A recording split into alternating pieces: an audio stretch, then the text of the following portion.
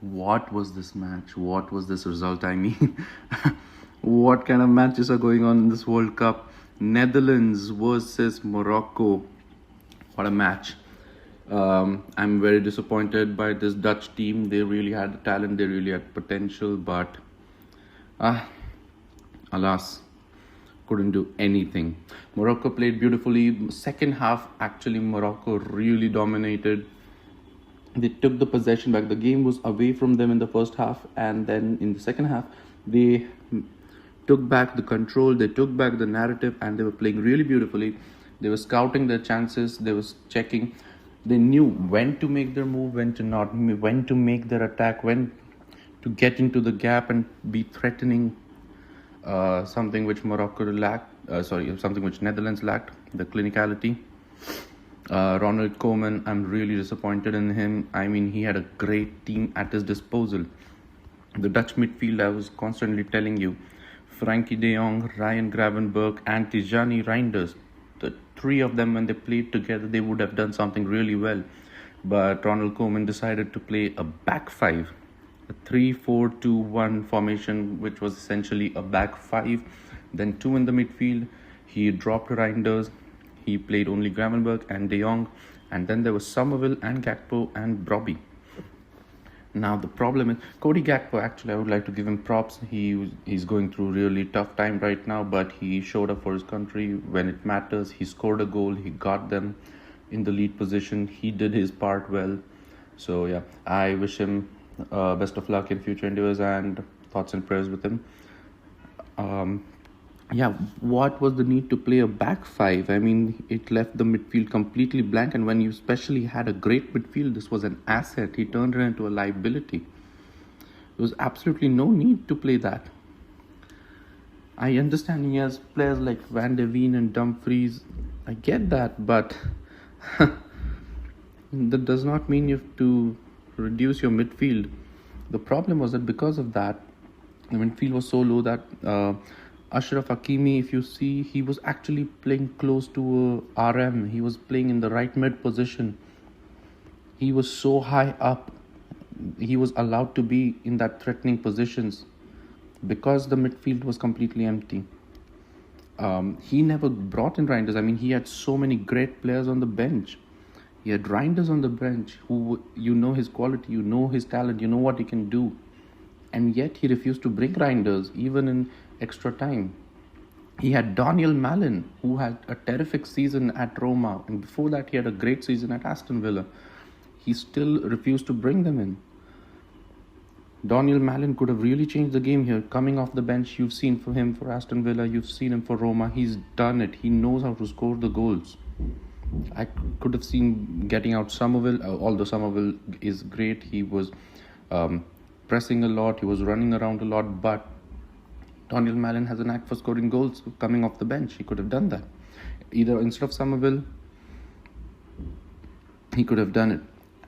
He also had Memphis Depay on the bench. Memphis Depay has always showed up for Netherlands. He had always showed up. He plays really well for his country.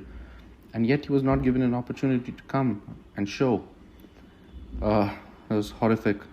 And more than that, Virgil van Dijk was not allowed to take a penalty. I don't know if it was not allowed or he refused. I don't know, but Virgil van Dijk did not take a penalty in the penalty shootout. He's one of the good takers.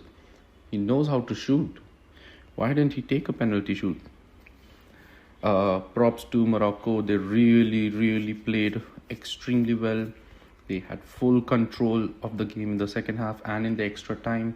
If you could see Morocco, they have dominated the game in the extra time actually. If you look at the possession, Morocco has 70% possession of the ball, 30% only with Netherlands. Why were they so passive? They had to be more active on the ball. This was a really terrible formation, terrible tactical play by Ronald Koeman. And more than that, this was a more horrible of a penalty shootout. What was this penalty shootout? Everybody forgot their scoring shoes outside the pitch when it came to penalty shootouts. It's like everybody's like, nah bro, you score. Morocco is saying, nah bro, you score. Netherlands saying, nah bro, you score. None of them wanted to score. What? In there were 10 penalty shots. I think, um, yeah, Netherlands only had two on target, two penalty shoots that were successful, and Morocco had three. And that was the last one. It was really horrible. I mean, and other than that, goalkeepers didn't even have to save the penalties. It was straight outside the goal post. I'm really not able to understand what happened suddenly in the penalty shootout. These are some of the best players in the world. They're the top level professionals, and they can't keep straight shot. It was pain for my eyes to even watch this penalty shootout. Uh, Speaking of penalty shootout, Germany versus Paraguay. Nobody expected this result. 2014 World Cup winner Germany. What is wrong with you? Nagelsmann, what is wrong with you? What was this gameplay? Germany, come on. It's really sad to watch. Germany had all the possession, they had all the talent, they had everything. The first goal was really beautiful.